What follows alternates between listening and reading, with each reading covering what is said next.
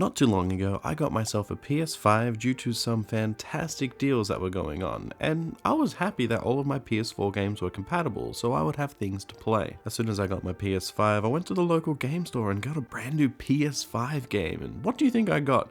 God of War, Demon Souls? Well, no, it's in the title. I purchased Greak, Memories of Azur, because I'm a sucker for nice art and indie games. So let's see if my purchase was any good. Greak came out for everything in 2021, including PS4, but it was only a digital release, as PS5 got a physical copy, so that makes my console purchase worth it. Greak was made by Navegante Entertainment, which is a Mexican-based development company, which is pretty cool. I don't hear of many development companies coming out of Mexico. Greak is a 2D action platformer with some slight Metroidvania elements thrown in. In it, you play as Greak, a boy who lives on this world of Azur where a strange corruption has been taking over the land and the people have been fighting a losing battle against it. Before the game has started, Greak's family has broken up. His sister has been captured and needs rescuing, and his older brother is missing while searching for artifacts to try and stop that corruption. So no one's having the best day. The game begins with Greak receiving a strange dream, telling him sort of where his sister is and to come and rescue her. On his way, he immediately falls down a waterfall.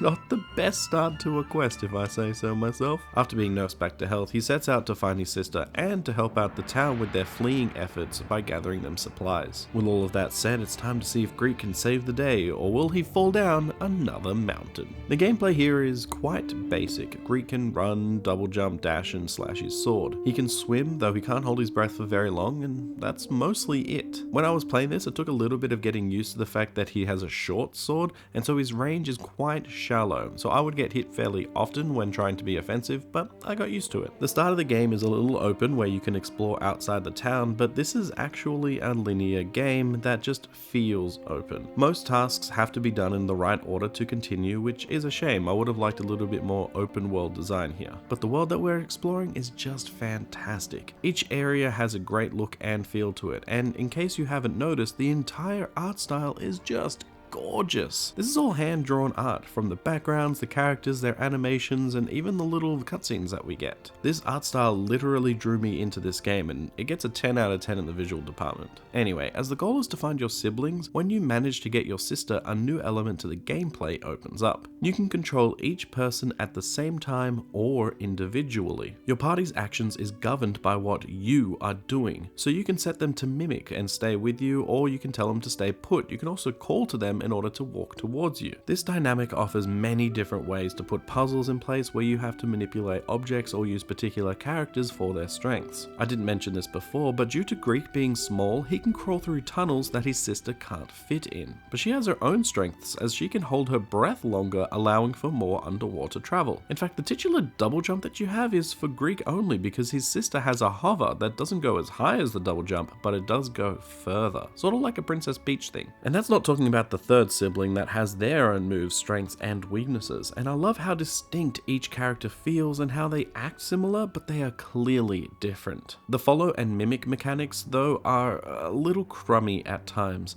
There are parts where you are jumping and the other characters may bump into a wall, or they'll just get out of sync, or maybe they'll grab onto a ledge or something. To get them back in formation is a quick fix with the call button, but it can be annoying, especially when you're doing a puzzle where you have to jump across something and one of your party members fall. It's not game breaking or anything, and honestly it works for the most part. There's just some kinks to this which can be frustrating. The other thing is that this game is single player only.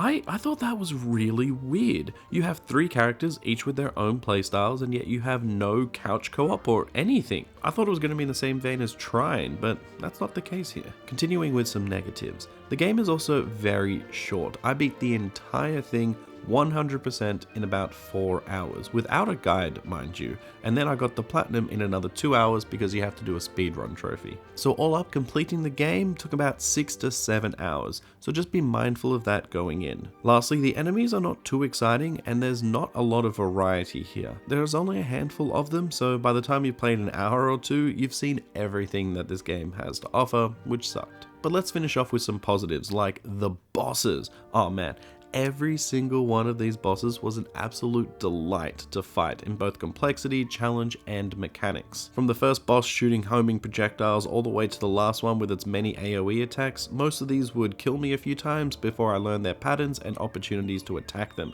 It's truly a highlight of the game. As is the soundtrack, it's just beautiful. The orchestral work done for this game is so beautiful and well done. Each track just sounds great, and when combined, all of these hand-drawn visuals and this gorgeous sound just makes it a marvel to behold. So in my opinion, Greak Memories of Azur is worth it.